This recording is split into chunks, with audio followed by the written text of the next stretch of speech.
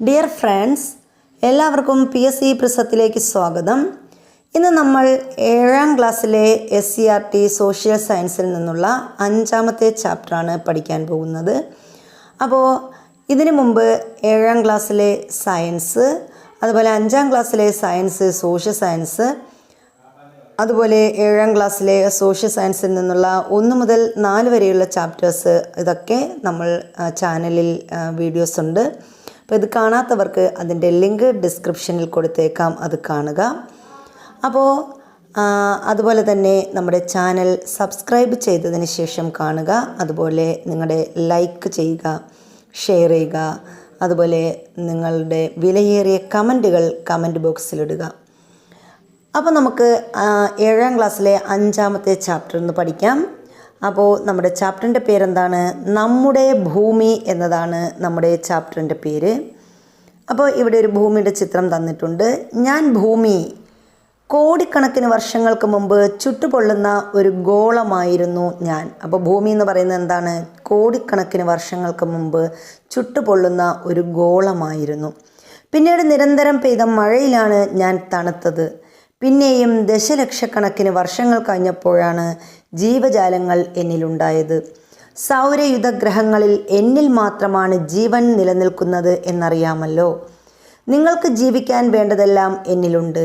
ശ്വസിക്കാൻ വേണ്ട വായു, കുടിക്കാനും മറ്റ് ആവശ്യങ്ങൾക്കുമുള്ള ജലം, സസ്യങ്ങളുടെ വളർച്ചയ്ക്ക് അനിവാര്യമായ മണ്ണ്, അങ്ങനെ എല്ലാം. അപ്പോൾ ഇതാണ് നമ്മുടെ ഭൂമിയുടെ ഒരു ആത്മകഥമാണ് ഇവിടെ വായിച്ചത്. അപ്പോൾ എന്താണ് ഭൂമി പറഞ്ഞത്? ഇങ്ങനെയാണ്: ചുട്ടുപൊള്ളുന്നൊരു ഗോളമായിരുന്നു കോടിക്കണക്കിന് വർഷങ്ങൾക്ക് മുമ്പ് ഭൂമി എന്ന് പറയുന്നത്. പിന്നെ എന്ത് ചെയ്തു? നിരന്തരമായിട്ട് മഴ പെയ്തു, അതിലൂടെ ഭൂമി തണുത്തു.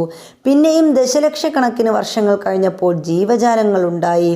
സൗരയുധഗ്രഹങ്ങളിൽ നമുക്കറിയാം ജീവനുള്ള ഒരേ ഒരു ഗ്രഹം എന്ന് പറയുന്നത് ഭൂമിയാണ്. നിങ്ങൾക്ക് ജീവിക്കാൻ വേണ്ടതെല്ലാം എന്നിലുണ്ട്. ശ്വസിക്കാൻ വേണ്ട വായു, കുടിക്കാനും മറ്റാവശ്യങ്ങൾക്കുമുള്ള ജലം, സസ്യങ്ങളുടെ വളർച്ചയ്ക്ക് ആവശ്യമായ മണ്ണ്, ഇതെല്ലാം നിറഞ്ഞതാണ് നമ്മുടെ ഭൂമി എന്ന് പറയുന്നത്. പുഴകളും മലകളും താഴ്വരകളും സമതലങ്ങളുമൊക്കെയായി ഭൂമിയുടെ ഉപരിതലം എത്ര മനോഹരമാണ്. എന്നാൽ ഭൂമിയുടെ ഉള്ളറയോ? ഭൂമിയുടെ ഉള്ളറ രഹസ്യങ്ങളിലേക്ക് നമുക്കൊന്ന് കടന്നു ചെല്ലാം. അപ്പോൾ ഭൂമിയുടെ ഉപരിതലം നമുക്ക് അറിയാം അല്ലേ? അതിമനോഹരമാണ്. അവിടെ പുഴകളുണ്ട്, മലകളുണ്ട്, താഴ്വരകളുണ്ട്, സമതലങ്ങളുണ്ട്. അങ്ങനെ ഭൂമിയുടെ ഉപരിതലം മനോഹരമാണെന്ന് നമുക്കറിയാം. പക്ഷേ ഭൂമിയുടെ ഉള്ളറയുടെ രഹസ്യങ്ങളിലേക്കാണ് ഇന്ന് നമ്മൾ പോകുന്നത്. അപ്പോൾ ഉള്ളറകളിലേക്ക്. ഭൂമിയുടെ ഉപരിതലത്തിലെ ചൂടിനെക്കുറിച്ച് നമുക്ക് ധാരണയുണ്ടല്ലോ. എന്നാൽ ഉള്ളറയിലെ ചൂട് അതികഠിനമാണ്. അപ്പോൾ ഭൂമിയുടെ ഉള്ളറയിലെ ചൂടെന്ന് പറയുന്നത് നമുക്കറിയാം അതികഠിനമാണ്. ഉള്ളറയുടെ കേന്ദ്രഭാഗത്തെ ചൂട് ഏകദേശം 5500 ഡിഗ്രി സെൽഷ്യസ് ആണ്. അപ്പോൾ ഭൂമിയുടെ ഉള്ളറയിലെ ചൂട് എത്ര ഡിഗ്രി സെൽഷ്യസ് ആണ്? ഏകദേശം 5500 ഡിഗ്രി സെൽഷ്യസ് ആണ് ഭൂമിയുടെ ഉള്ളറയിലെ ചൂട് എന്ന് പറയുന്നത്. 100 ഡിഗ്രി സെൽഷ്യസിലാണ് വെള്ളം തിളയ്ക്കുക. അപ്പോൾ അത് നമുക്കറിയാവുന്ന കാര്യമാണ്. 100 ഡിഗ്രി സെൽഷ്യസിൽ എന്ത് ചെയ്യും? വെള്ളം തിളയ്ക്കും. അപ്പോൾ 5500 ഡിഗ്രി സെൽഷ്യസ് ചൂട് നമുക്ക് സങ്കല്പിക്കാൻ പോലും കഴിയാത്തത്രമാണ്. നിങ്ങൾ ഖനികൾ എന്ന് കേട്ടിട്ടുണ്ടോ? അവയിൽ ഏറ്റവും ആഴമുള്ള ഖനിയുടെ താഴ്ച എത്ര കിലോമീറ്റർ ആണെന്നറിയുമോ? അപ്പോൾ നമുക്കറിയാം ഖനികൾ നമ്മൾ കേട്ടിട്ടുണ്ട്. അപ്പോൾ അവയിൽ ഏറ്റവും ആഴമുള്ള ഖനിയുടെ താഴ്ച എത്ര കിലോമീറ്റർ ആണെന്ന് പറഞ്ഞാൽ എത്രയാണ്? ഏകദേശം 12 കിലോമീറ്റർ ആണ്. അപ്പോൾ ഏറ്റവും ആഴമുള്ള ഖനിയുടെ താഴ്ച എന്ന് പറയുന്നത് 12 കിലോമീറ്റർ ആണ്. അത്രത്തോളം ദൂരം പോലും മനുഷ്യന് ചെന്നെത്താനാകുന്നത് യന്ത്രങ്ങളുടെയും സുരക്ഷാ ഉപകരണങ്ങളുടെയും സഹായത്തോടെയാണ്. അപ്പോൾ ഈ 12 കിലോമീറ്ററിലോട്ട് മനുഷ്യന് ചെന്നെത്താൻ കഴിയുന്നത് എങ്ങനെയാണ്? ഒന്നുകിൽ യന്ത്രങ്ങളുടെ അല്ലെങ്കിൽ സുരക്ഷാ ഉപകരണങ്ങളുടെയൊക്കെ സഹായത്തോടെയാണ് ഈ 12 കിലോമീറ്റർ വരെയുള്ള ദൂരത്തേക്ക് മനുഷ്യന് ചെന്നെത്താൻ സാധിക്കുന്നത്. ഏകദേശം 6371 കിലോമീറ്ററാണ് ഭൂമിയുടെ കേന്ദ്രത്തിലേക്കുള്ള ദൂരം. അപ്പോൾ ഭൂമിയുടെ കേന്ദ്രത്തിലേക്കുള്ള ദൂരം എത്രയെന്ന് ചോദിച്ചാൽ എത്രയാണ്? 6371. 6371 6371 എന്ത് 371 കിലോമീറ്ററാണ് ഭൂമിയുടെ കേന്ദ്രത്തിലേക്കുള്ള ദൂരം. അപ്പോൾ ഭൂമിയുടെ ഉള്ളറയെക്കുറിച്ചുള്ള വിവരങ്ങൾ മനുഷ്യന് നേരിട്ട് ചെന്ന് മനസ്സിലാക്കുക സാധ്യമാണോ എന്ന് ചോദിച്ചാൽ അല്ല. പിന്നെ എങ്ങനെയാണ് ഭൂമിയുടെ ഉള്ളറയെക്കുറിച്ചുള്ള വിവരങ്ങൾ നമുക്ക് ലഭിച്ചത്? ചില ശാസ്ത്രീയ പഠനങ്ങളുടെയും നിഗമനങ്ങളുടെയും അടിസ്ഥാനത്തിലാണ് ഭൂമിയുടെ ഉള്ളറയെ സംബന്ധിച്ച വിവരങ്ങൾ രൂപപ്പെട്ടിട്ടുള്ളത്. അപ്പോൾ ഭൂമിയുടെ ഉള്ളറയെ സംബന്ധിച്ച വിവരങ്ങൾ നമുക്ക് ലഭിക്കുന്നത് എങ്ങനെയാണ്? ചില ശാസ്ത്രീയ പഠനങ്ങളുടെയും നിഗമനങ്ങളുടെയും അടിസ്ഥാനത്തിലാണ് ഭൂമിയുടെ ഉള്ളറയെ സംബന്ധിച്ച വിവരങ്ങൾ രൂപപ്പെട്ടിട്ടുള്ളത്. അപ്പോൾ നമ്മളിവിടെ പറഞ്ഞു, പ്രധാനമായിട്ടും ഇതിവിടെ നമ്മൾ നോക്കേണ്ടത് ഭൂമിയുടെ കേന്ദ്രഭാഗത്തെ ചൂട് എന്ന് പറയുന്നത് എത്ര ഡിഗ്രി സെൽഷ്യസ് ആണ്? അതെ, 5500 ഡിഗ്രി സെൽഷ്യസ് ആണ് ഭൂമിയുടെ കേന്ദ്രഭാഗത്തെ ചൂടെന്ന് പറയുന്നത്. ഇനി ജലം തിളയ്ക്കുന്നത് എത്ര ഡിഗ്രി സെൽഷ്യസിലാണ്? 100 ഡിഗ്രി സെൽഷ്യസ് ചൂടിലാണ്. അപ്പോൾ അതുപോലെ തന്നെ നമ്മുടെ ഭൂമിയുടെ താഴ്ച, അതായത് ഭൂമിയുടെ ഏറ്റവും ആഴമുള്ള ഖനിയുടെ താഴ്ച എന്ന് പറയുന്നത് ഇതുവരെ കണ്ടെത്തിയിട്ടുള്ളതിൽ വെച്ച് ഏറ്റവും ആഴമുള്ള ഖനിയുടെ താഴ്ച എന്ന് പറയുന്നത് ഏകദേശം 12 കിലോമീറ്റർ മാത്രമാണ്. അതുപോലെ തന്നെ ഭൂമിയുടെ കേന്ദ്രഭാഗത്ത് എത്ര കിലോമീറ്റർ, ഭൂമിയുടെ കേന്ദ്രഭാഗത്ത് എത്തണമെങ്കിൽ എത്ര കിലോമീറ്റർ ദൂരം സഞ്ചരിക്കണം? 6371 കിലോമീറ്റർ ദൂരം സഞ്ചരിച്ചാൽ മാത്രമേ ദൂരം ഉണ്ട് നമ്മുടെ ഭൂമിയുടെ കേന്ദ്രഭാഗത്തിലെ, അതായത് നമ്മുടെ ഭൂമിയുടെ ഉപരിതലത്തിൽ നിന്നും ഭൂമിയുടെ കേന്ദ്രഭാഗത്തിലെത്താൻ 6371 കിലോമീറ്റർ ദൂരമുണ്ട്. ഇനി നമ്മൾ പറയുന്നത് ഭൂമിയുടെ ഉള്ളറയെ സംബന്ധിച്ച വിവരങ്ങൾ രൂപപ്പെട്ടിട്ടുള്ളത് എങ്ങനെയൊക്കെ എന്നാണ് നമ്മൾ പഠിക്കാൻ പോകുന്നത്. അഗ്നിപർവ്വത സ്ഫോടനങ്ങളിലൂടെ ഭൂമിയുടെ ഉപരിതലത്തിലെത്തിച്ചേരുന്ന വസ്തുക്കൾ പരിശോധിക്കുന്നതിൽ നിന്ന് ഭൂമിയുടെ ഉള്ളറയെക്കുറിച്ച് നമുക്ക് മനസ്സിലാക്കാൻ പറ്റും. ഇപ്പോൾ അഗ്നിപർവ്വത സ്ഫോടനങ്ങൾ ഉണ്ടാകുമ്പോൾ ആ അഗ്നിപർവ്വത സ്ഫോടനങ്ങളിലൂടെ ഭൂമിയുടെ ഉപരിതലത്തിലെത്തിച്ചേരുന്ന വസ്തുക്കളുണ്ട്. അപ്പോൾ അതിൽ നിന്ന് ഭൂമിയുടെ ഉള്ളറയെക്കുറിച്ച് നമുക്ക് മനസ്സിലാക്കാൻ സാധിക്കും. ഇനി ഖനികളിൽ നിന്ന് ശേഖരിക്കുന്ന വിവരങ്ങളിൽ നിന്ന്, ഖനികളിൽ നിന്ന് ശേഖരിക്കുന്ന വിവരങ്ങളിൽ നിന്ന് ഭൂമിയുടെ ഉള്ളറയെക്കുറിച്ച് നമുക്ക് മനസ്സിലാക്കാൻ സാധിക്കും. ഭൂകമ്പ സമയത്തുണ്ടാകുന്ന തരംഗങ്ങളുടെ ചലനം വിശകലനം ചെയ്യുന്നതിൽ നിന്ന് ഭൂമിയുടെ ഉള്ളറയെക്കുറിച്ച് നമുക്ക് മനസ്സിലാക്കാൻ സാധിക്കും. അപ്പോൾ ഏതൊക്കെ മാർഗങ്ങളിലൂടെയാണ് ഭൂമിയുടെ ഉള്ളറയെക്കുറിച്ച് മനസ്സിലാക്കാൻ കഴിയുക എന്ന് ചോദിച്ചാൽ നമ്മൾ പറയും, അഗ്നിപർവ്വത സ്ഫോടനങ്ങളിലൂടെ ഭൂമിയുടെ ഉപരിതലത്തിലെത്തിച്ചേരുന്ന വസ്തുക്കൾ പരിശോധിക്കുന്നതിൽ നിന്ന്, ഖനികളിൽ നിന്ന് ശേഖരിക്കുന്ന വിവരങ്ങളിൽ നിന്ന്, ഭൂകമ്പ സമയത്തുണ്ടാകുന്ന തരംഗങ്ങളുടെ ചലനം വിശകലനം ചെയ്യുന്നതിൽ നിന്ന് ഭൂമിയുടെ ഉള്ളറയെക്കുറിച്ച് മനസ്സിലാക്കാൻ സാധിക്കും. അടുത്ത് നമ്മൾ ഭൂമിയുടെ ഘടനയെക്കുറിച്ചാണ് പഠിക്കുന്നത്. ഭൂമിയുടെ ഘടന നോക്കാം. അപ്പോൾ ഇവിടെ ഒരു ചിത്രം തന്നിട്ടുണ്ട്. എന്താണ് ചിത്രത്തിൽ പറഞ്ഞിരിക്കുന്നത്? ഇവിടെ ഒരു ചിത്രം തന്നിട്ടുണ്ട്. അപ്പോൾ ഭൂമിയുടെ ഉള്ളറയെക്കുറിച്ച് എന്തൊക്കെ വിവരങ്ങളാണ് നിങ്ങൾക്ക് മനസ്സിലാക്കാൻ സാധിക്കുന്നത്? അപ്പോൾ ഭൂമിയുടെ ഉള്ളറ, അപ്പോൾ നമുക്ക് നോക്കാം. ഭൂമിയുടെ ഏറ്റവും പുറമേയുള്ള ആ ഭാഗം എന്താണ്? ഭൂവൽക്കം. ഇനി ഭൂവൽക്കത്തിന് തൊട്ട് താഴെ എന്ത് പറയുന്നു? മാൻഡിൽ. അത് കഴിഞ്ഞ് ഈ ഭാഗം ഇതാണ് എന്തെന്ന് പറയുന്നത്? പുറക്കാമ്പ്. ഇനി ഈ തിളച്ച് മറിയുന്നത് പോലുള്ള ഈ ഭാഗത്താണ് നമ്മൾ അകക്കാമ്പ് എന്ന് പറയുന്നത്. അപ്പോൾ ഇതാണ് ഭൂമിയുടെ ഘടന എന്ന് പറയുന്നത്. അപ്പോൾ എന്തൊക്കെയുണ്ട്? ഭൂവൽക്കം, മാൻഡിൽ, പുറക്കാമ്പ്, അകക്കാമ്പ് ഇവ ചേർന്ന ഒരു ഘടനയാണ് ആർക്കുള്ളത്? നമ്മുടെ ഭൂമിക്കുള്ളത്. ഇനി ഭൂമിയുടെ ഉള്ളറയെ വിവിധ പാളികളായിട്ട് തിരിച്ചിരിക്കുന്നു. അപ്പോൾ അടുത്ത് നമ്മൾ പറയുന്നു എന്താണ്?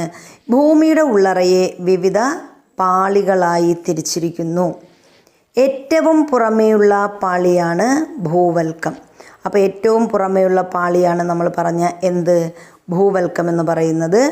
ഭൂവൽക്കത്തിന് തൊട്ട് താഴെയായി എന്തുണ്ട്? ഭൂവൽക്കത്തിന് തൊട്ട് താഴെയുള്ള പാളിയാണ് മാൻഡിൽ. പിന്നെ നമ്മൾ പറഞ്ഞു അതിനുശേഷം മാൻഡിലിന് തൊട്ട് താഴെ എന്താണ്? പുറക്കാമ്പ്. ഏറ്റവും കേന്ദ്രത്തിലായിട്ടെന്ത്? അകക്കാമ്പ്. ഇനി ഭൂവൽക്കത്തെക്കുറിച്ചാണ് നമ്മൾ പഠിക്കുന്നത്. ഭൂമിയുടെ ഏറ്റവും പുറമേയുള്ളതും താരതമ്യേന നേർത്തതുമായ പാളിയാണ് ഭൂവൽക്കം. അപ്പോൾ ഭൂവൽക്കം എന്ന് പറഞ്ഞാൽ എന്താണ്? ഭൂമിയുടെ ഏറ്റവും പുറമേയുള്ളതും താരതമ്യേന നേർത്തതുമായ പാളിയാണ് ഏത്? ഭൂവൽക്കം. ഖരരൂപത്തിലുള്ള പാറകളാൽ നിർമ്മിതമാണ് ഈ പാളി. അപ്പോൾ ഭൂവൽക്കത്തിൻ്റെ പ്രത്യേകത എന്ന് പറയുന്നത് എങ്ങനെയാണ്? ഖരരൂപത്തിലുള്ള പാളികളാൽ നിർമ്മിതമാണ്. ഇവിടെ കണ്ടോ, ഖരരൂപത്തിലുള്ള പാളികൾ. ഈ സാധനമാണ് എന്ത്? ഖരരൂപത്തിലുള്ള പാറകളാണ് ഇവിടെ അടങ്ങിയിരിക്കുന്നത്. അപ്പോൾ ഇതാണ് എന്തെന്ന് പറയുന്നത്? നമ്മുടെ ഭൂവൽക്കം എന്ന് പറയുന്നത്. ഭൂവൽക്കത്തിന് വൻകര ഭൂവൽക്കം, സമുദ്ര ഭൂവൽക്കം എന്നിങ്ങനെ 2 ഭാഗങ്ങളുണ്ട്. അപ്പോൾ നമ്മൾ പറഞ്ഞു ഭൂമിയുടെ ഏറ്റവും പുറമേയുള്ളത് ഇതാണ് ഭൂവൽക്കം. ഭൂവൽക്കത്തിൽ എന്തുണ്ടെന്ന് പറഞ്ഞു? ഭൂവൽക്കത്തിൻ്റെ അതായത് ഭൂമിയുടെ ഏറ്റവും പുറമേയുള്ളതും നേർത്തതുമായ പാളിയാണ് ഭൂവൽക്കം എന്ന് പഠിച്ചു. ഇവിടെ എന്തുണ്ട്? ഖരരൂപത്തിലുള്ള പാറകളാൽ നിർമ്മിതമാണ് ഭൂവൽക്കം. ഭൂവൽക്കത്തിനെ വൻകര ഭൂവൽക്കം, സമുദ്ര ഭൂവൽക്കം എന്നിങ്ങനെ 2ആയി തരംതിരിച്ചിട്ടുണ്ട്. അപ്പോൾ 2 ഭാഗങ്ങളുണ്ട്. ഏതൊക്കെയാണ്? സമുദ്ര ഭൂവൽക്കവും വൻകര ഭൂവൽക്കവും. ഇനി വൻകര ഭൂവൽക്കത്തിനാണ് കനം കൂടുതൽ. അപ്പോൾ വൻകരയ്ക്കാണ് എന്ത് കൂടുതലുള്ളത്? കനം കൂടുതലുള്ളത്. ശരാശരി കനം 30 കിലോമീറ്ററോളം വരും. അപ്പോൾ വൻകര ഭൂവൽക്കത്തിന് എത്ര കിലോമീറ്റർ കനമുണ്ട്?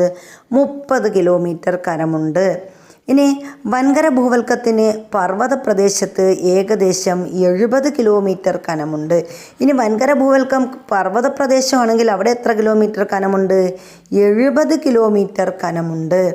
എന്നാൽ സമുദ്ര ഭൂവൽക്കത്തിന് ശരാശരി 5 കിലോമീറ്ററാണ് കനം. അപ്പോൾ സമുദ്ര ഭൂവൽക്കത്തിൻ്റെ കനം എത്രയാണ്? 5 കിലോമീറ്ററാണ് സമുദ്ര ഭൂവൽക്കത്തിന് കനം എന്ന് പറയുന്നത്. അപ്പോൾ നമ്മളിവിടെ എന്താ പറഞ്ഞത്? നമ്മൾ ഭൂവൽക്കത്തെക്കുറിച്ച് പറഞ്ഞു. ഭൂമിയുടെ പുറമേയുള്ളതും നേർത്തതുമായ പുറന്തോടാണ് ഭൂവൽക്കം എന്ന് പറയുന്നത്. ഇതെങ്ങനെയാണ്? ഖരരൂപത്തിലുള്ള പാറകളാൽ നിർമ്മിതമാണ് ഭൂവൽക്കം. ഭൂവൽക്കത്തിനെ 2ആയി തരംതിരിച്ചിട്ടുണ്ട്. എങ്ങനെയാണ്? വൻകര ഭൂവൽക്കമെന്നും സമുദ്ര ഭൂവൽക്കമെന്നും. ഇതിൽ വൻകര ഭൂവൽക്കത്തിന് കനം കൂടുതലുണ്ട്. അതായത് ഏത് ഭാഗത്ത്? ശരാശരി 30 കിലോമീറ്ററോളം കനമാണ് വൻകര ഭൂവൽക്കത്തിന് ഉള്ളത്. ഇനി വൻകര ഭൂവൽക്കത്തിന് പർവ്വത പ്രദേശത്തിലാണെങ്കിൽ എത്ര കിലോമീറ്റർ കനമുണ്ടെന്ന് പഠിച്ചു? 70 കിലോമീറ്റർ വരെ കനമുണ്ട്. എന്നാൽ സമുദ്ര ഭൂവൽക്കത്തിന് എത്ര കിലോമീറ്ററേ കനമുള്ളൂ? 5 കിലോമീറ്റർ മാത്രമാണ് സമുദ്ര ഭൂവൽക്കത്തിൻ്റെ കനമെന്ന് പറയുന്നത്. ഇനി രണ്ടാമത്തത് നമ്മൾ പറഞ്ഞു എന്താണ്? മാൻറ്റിൽ. നോക്കാം എന്താണ് മാൻറ്റിൽ? ഭൂവൽക്കത്തിന് താഴെയുള്ള ഭാഗമാണ് മാൻറ്റിൽ. അപ്പോൾ അതാണ്ട് ഇത് ഭൂവൽക്കം, ഇതുവരെ ഭൂവൽക്കം. അപ്പോൾ ഈ ഭൂവൽക്കത്തിന് താഴെയുള്ളതാ ഇവിടെ ഈ ഭാഗമാണ് എന്ത്? ഇതാണ് മാൻറ്റിൽ എന്ന് പറയുന്നത്. അപ്പോൾ ആ ഭാഗമാണ് മാൻറ്റിൽ. ഇനി താരതമ്യേന കനമുള്ള ഭാഗമാണിത്. അപ്പോൾ ഈ മാൻറ്റിലിന് എന്തുണ്ട്? കനമുള്ള ഭാഗമാണ് മാൻറ്റിൽ എന്ന് പറയുന്നത്. ഏകദേശം 2900 കിലോമീറ്റർ വരെ വ്യാപിച്ചു കിടക്കുന്നു. അപ്പം മാൻറ്റിലിന് 2900 കിലോമീറ്റർ വരെ എന്തുണ്ട്? കനമുണ്ട്. ഇത് 2900 കിലോമീറ്റർ വരെ വ്യാപിച്ചു കിടക്കുന്നു. ഭൂവൽക്കവും മാൻറ്റിലിൻ്റെ ഉപരിഭാഗവും ചേർന്നുള്ള ഭാഗത്തെയാണ് ശിലാമണ്ഡലം അഥവാ ലിത്തോസ്ഫിയർ എന്ന് വിളിക്കുന്നത്. അപ്പം എന്താണ്? ഭൂവൽക്കവും മാൻറ്റിലിൻ്റെ ഉപരിഭാഗവും ചേർന്നുള്ള ഭാഗം, അതിനെ നമ്മൾ എന്ത് വിളിക്കുന്നു? ഇതാണ് ഭൂവൽക്കവും മാൻറ്റിലിൻ്റെ ഇത് ഭൂവൽക്കം. ഈ ഭാഗത്തെയാണ് നമ്മൾ എന്തെന്ന് വിളിക്കുന്നത്? ശിലാമണ്ഡലം എന്ന് വിളിക്കുന്നത്. ഈ ഭാഗമാണ് എന്ത്? ശിലാമണ്ഡലം. അപ്പോൾ ഭൂവൽക്കവും മാൻറ്റിലിൻ്റെ ഉപരിഭാഗവുമാണ് ഇത്. ഈ ഭാഗത്തെ നമ്മൾ എന്തെന്ന് വിളിക്കും? ശിലാമണ്ഡലം എന്ന് വിളിക്കുന്നു, അല്ലെങ്കിൽ ലിത്തോസ്ഫിയർ എന്ന് വിളിക്കുന്നു.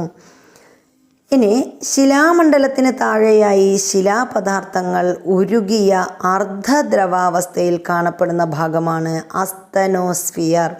അപ്പോൾ ഈ ശിലാമണ്ഡലത്തിന് താഴെ എന്താണ്? ശിലാപദാർത്ഥങ്ങൾ എന്ത് ചെയ്യുന്നു? ഉരുകിയ, അതായത് മാഗ്മയായിട്ട് ഉരുകിയ അർദ്ധദ്രവാവസ്ഥയിൽ കാണപ്പെടുന്നു. ഈ ഭാഗത്തിനെ നമ്മൾ എന്തെന്ന് പറയുന്നു?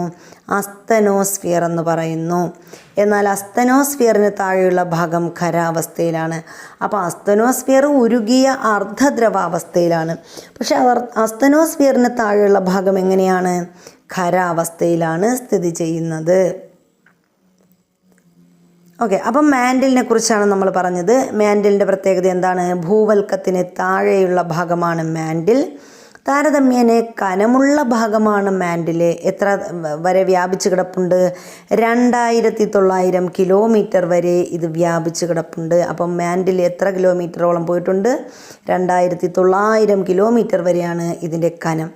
ഭൂവൽക്കവും മാൻഡിലിൻ്റെ ഉപരിഭാഗവും ചേർന്നുള്ള ഭാഗമാണ് ഏതെന്ന് പറയുന്നത്? ശിലാമണ്ഡലം അഥവാ ലിത്തോസ്ഫിയർ എന്ന് പറയുന്നു. അപ്പോൾ ലിത്തോസ്ഫിയർ അല്ലെങ്കിൽ ശിലാമണ്ഡലം എന്ന് പറഞ്ഞാൽ എന്താണ്? ഭൂവൽക്കവും മാൻഡിലിൻ്റെ ഉപരിഭാഗവും ചേർന്നുള്ള ഭാഗത്തെയാണ് ശിലാമണ്ഡലം അഥവാ ലിത്തോസ്ഫിയർ എന്ന് വിളിക്കുന്നത്. ശിലാമണ്ഡലത്തിന് താഴെയായി പദാർത്ഥങ്ങൾ ഏതവസ്ഥയിലാണ്? ശിലാപദാർത്ഥങ്ങൾ ഉരുകിയ അർദ്ധദ്രവാവസ്ഥയിൽ കാണപ്പെടുന്ന ഭാഗത്തിന് എന്തെന്ന് പറയും? അസ്തനോസ്ഫിയർ എന്ന് പറയും. അസ്തനോസ്ഫിയർ. എന്നാൽ അസ്തനോസ്ഫിയറിന് താഴെയുള്ള ഭാഗം എങ്ങനെയാണ്? ഖരാവസ്ഥയിലാണെന്ന് നമ്മൾ പഠിച്ചു. ഇനി അടുത്ത് കാമ്പ് അല്ലെങ്കിൽ കോർ എന്ന് പറയും. മാൻഡിലിന് താഴെയുള്ള ഭാഗമാണ് കാമ്പ്. അപ്പോൾ മാൻഡിലിന് താഴെയുള്ള ഭാഗമാണ് എന്തെന്ന് പറയുന്നത്? കാമ്പ് എന്ന് പറയുന്നത്. ഇതാണ് മാൻഡിൽ. ഇത് മാൻഡിൽ. ഒരു മിനിറ്റ്. ഇത് മാൻഡിലിന് താഴെയുള്ള ഈ ഭാഗമാണ് എന്തെന്ന് പറയുന്നത്? കാമ്പ് എന്ന് പറയുന്നത്. ഇനി കാമ്പിന് 2 ഭാഗങ്ങളുണ്ട്. ഏതൊക്കെയാണ്? പുറക്കാമ്പ്, അകക്കാമ്പ്. പുറക്കാമ്പ് ദ്രവാവസ്ഥയിലും അകക്കാമ്പ് ഖരാവസ്ഥയിലുമാണ് സ്ഥിതി ചെയ്യുന്നത്. അപ്പോൾ കാമ്പ് രണ്ട് ഭാഗം ഉണ്ടെന്ന് പറഞ്ഞു. അത് എന്തൊക്കെയാണ്? കാമ്പ് 2 ഭാഗമായിട്ടാണ് തിരിച്ചിട്ടുള്ളത്. ഇതാണ്, ഒന്ന് പുറക്കാമ്പ്, ഒന്ന് അകക്കാമ്പ്. അപ്പോൾ ഈ പുറക്കാമ്പിൽ എന്താണ്? ദ്രവാവസ്ഥയിൽ വെള്ളം പോലെ കിടക്കുന്നുണ്ടല്ലോ, ദ്രവാവസ്ഥയിലാണ് പദാർത്ഥങ്ങൾ സ്ഥിതി ചെയ്യുന്നത്. ഇനി അകക്കാമ്പിലാണെങ്കിലോ ഖരാവസ്ഥയിലാണ് പദാർത്ഥങ്ങൾ സ്ഥിതി ചെയ്യുന്നത്. ഖരാവസ്ഥയിലാണ്. ഇനി എന്താണ്? കാമ്പ് മുഖ്യമായും നിക്കൽ, ഇരുമ്പ് എന്നീ ലോഹങ്ങളാൽ രൂപം കൊണ്ടതാണ്. അപ്പോൾ കാമ്പ് എന്ന് പറയുന്നത് നിക്കലും അതുപോലെ തന്നെ എന്താണ്? ഇരുമ്പ് അഥവാ അയൺ ഫെറം എന്നീ ലോഹങ്ങളാൽ രൂപം കൊണ്ടതാണ്. അതിനാൽ എന്താണ്? കാമ്പിന് പറയുന്ന പേരാണ് എന്തെന്ന് പറയും? നെഫേ എന്നാണ് കാമ്പ് അറിയപ്പെടുന്നത്. അകക്കാമ്പിലെ ചൂട് ഏകദേശം 5500 ഡിഗ്രി സെൽഷ്യസ് ആണ്. അപ്പോൾ അകക്കാമ്പിലെ ചൂട് എത്ര ഡിഗ്രി സെൽഷ്യസ് ആണെന്ന് നമ്മൾ പഠിച്ചു? 5500 ഡിഗ്രി സെൽഷ്യസ് ആണ് അകക്കാമ്പിലെ ചൂട് എന്ന് പറയുന്നത്. അപ്പോൾ ഇതാണ് നമ്മൾ ആരെക്കുറിച്ച് പറയുന്നത്? കാമ്പിനെ കുറിച്ച് പറയുന്നത്. അപ്പോൾ എന്തൊക്കെ പറഞ്ഞു? മാൻഡിലിന് താഴെയുള്ള ഭാഗമാണ് കാമ്പ്. കാമ്പിന് പുറക്കാമ്പ്, അകക്കാമ്പ് എന്നിങ്ങനെ 2ആയി തരംതിരിച്ചിരിക്കുന്നു. പുറക്കാമ്പ് ഏതവസ്ഥയിലാണ്? പുറക്കാമ്പ് അർദ്ധദ്രവാവസ്ഥയിലും അകക്കാമ്പ് ഖരാവസ്ഥയിലുമാണ് സ്ഥിതി ചെയ്യുന്നത്. ഇനി കാമ്പിൽ പ്രധാനമായിട്ടും അടങ്ങിയിട്ടുള്ള പദാർത്ഥങ്ങൾ ഏതൊക്കെയാണ്? നിക്കലും അയണുമാണ്. അതുകൊണ്ട് നമ്മൾ എന്താണ് ഇതിന് പറയുന്ന പേരാണ്? കാമ്പിന് എന്തെന്ന് പറയും? നിഫേ എന്നാണ് പറയുന്നത്. അകക്കാമ്പിലെ ചൂട് എത്ര ഡിഗ്രി സെൽഷ്യസ് ആണെന്ന് നമ്മൾ പഠിച്ചു? 5500 ഡിഗ്രി സെൽഷ്യസ് ആണെന്നും പഠിച്ചു. ഇനി നമ്മൾ പറയുന്നത് ഭൂമിയുടെ ഘടനയും അതിൻ്റെ സവിശേഷതകളുമാണ്. ഭൂമിയുടെ ഘടന, സവിശേഷതകൾ നോക്കാം. അപ്പോൾ ഭൂമിയുടെ ഘടന ഇവിടെ പറഞ്ഞിട്ടുണ്ട്. എന്താണ്? നമ്മൾ പറഞ്ഞു എന്താണ്? ഭൂവൽക്കത്തിൻ്റെ പ്രത്യേകത എന്താണ്? ഭൂവൽക്കം എന്ന് പറഞ്ഞാൽ ഏറ്റവും പുറമേയുള്ള ഭാഗമാണ് ഭൂവൽക്കം. ഭൂവൽക്കത്തിന് നമ്മൾ പറഞ്ഞു എന്താണ്? കനം കുറവാണ് എന്ന് പറഞ്ഞു. കനം കുറവാണ്. അപ്പോൾ എന്നാൽ പർവ്വത പ്രദേശങ്ങളിൽ കനം കൂടുന്നതാണെന്നൊക്കെ നമ്മൾ പഠിച്ചു. അതുപോലെ വൻകര ഭൂവൽക്കം, സമുദ്ര ഭൂവൽക്കം എന്നിങ്ങനെ 2 തരം ഭൂവൽക്കമുണ്ട്. അതിൽ വൻകര ഭൂവൽക്കത്തിനാണ് കനം കൂടുതൽ. സമുദ്ര ഭൂവൽക്കത്തിന് എത്രയാണ്? 5 കിലോമീറ്റർ വരെ മാത്രമേ കനമുള്ളൂ.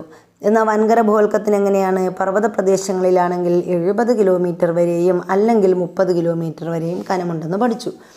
ഇനി നമ്മൾ പറഞ്ഞു മാൻഡിലിൻ്റെ പ്രത്യേകത എന്താണ്? ഭൂവൽക്കത്തിന് താഴെ 2900 കിലോമീറ്റർ വരെയുള്ള ഭാഗമാണ് മാൻഡിൽ. പിന്നെന്താ പഠിച്ചത്? മാൻഡിലിലെ പദാർത്ഥങ്ങൾ എങ്ങനെയാണ് സ്ഥിതി ചെയ്യുന്നത്?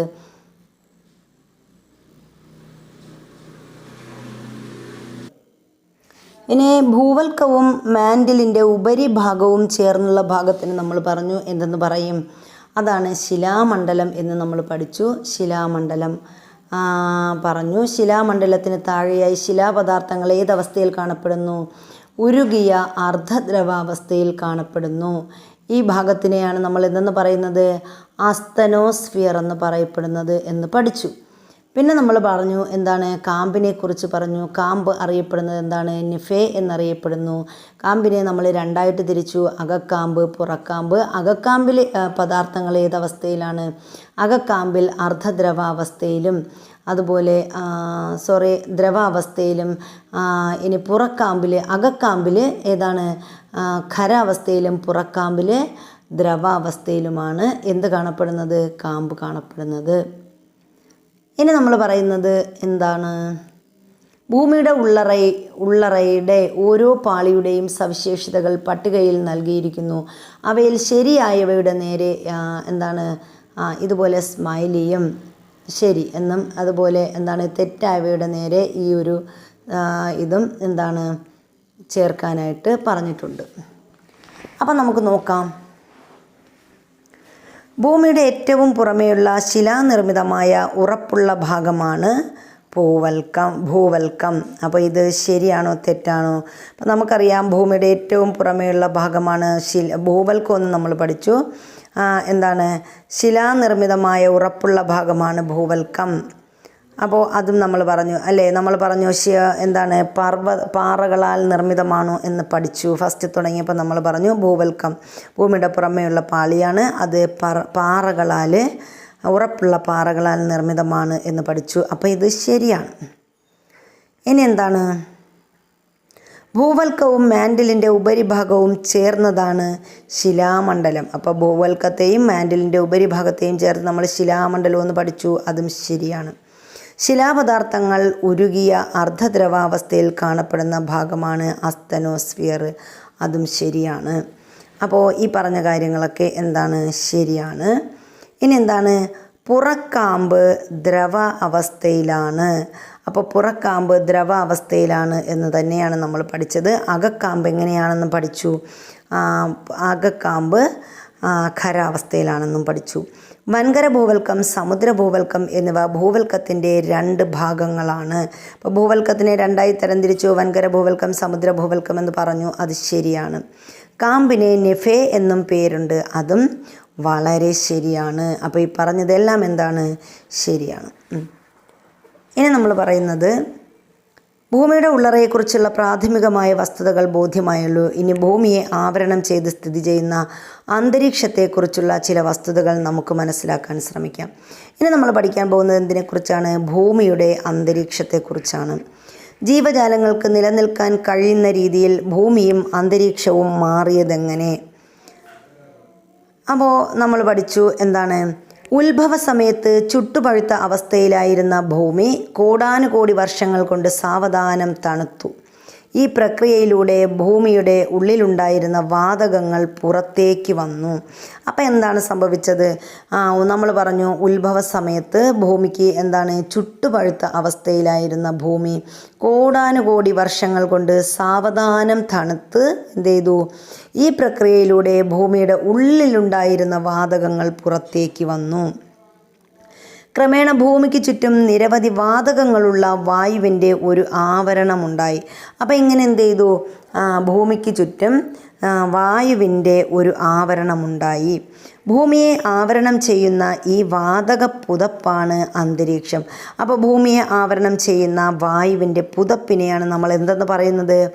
അന്തരീക്ഷം എന്ന് പറയുന്നത്.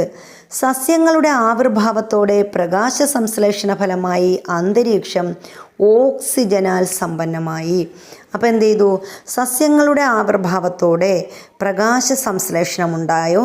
ആ പ്രകാശ സംശ്ലേഷണത്തിലൂടെ എന്ത് ചെയ്തു? അന്തരീക്ഷം ഓക്സിജനാൽ സമ്പന്നമായി. അപ്പോൾ സസ്യങ്ങളൊക്കെ ഉണ്ടായപ്പോൾ സസ്യങ്ങൾക്ക് എന്ത് ചെയ്യണം? ആഹാരം നിർമ്മിക്കണമെങ്കിൽ അവിടെ എന്താവശ്യമാണ്? പ്രകാശ സംശ്ലേഷണം ആവശ്യമുണ്ടായിരുന്നു. അപ്പോൾ അതിൻ്റെ ഫലമായിട്ട് അവരെന്ത് ചെയ്തു? പ്രകാശ സംശ്ലേഷണ ഫലമായിട്ട് നമ്മുടെ അന്തരീക്ഷത്തിൽ ധാരാളം ഓക്സിജൻ ഉണ്ടായി. അന്തരീക്ഷത്തിലുള്ള വാതകങ്ങളാണ് nitrogen, oxygen, carbon dioxide തുടങ്ങിയവ. അപ്പോൾ അന്തരീക്ഷത്തിലെ വാതകങ്ങൾ ഏതൊക്കെയാണ്? Nitrogen, oxygen, carbon dioxide എന്നിവ അന്തരീക്ഷത്തിലെ വാതകങ്ങളാണ്.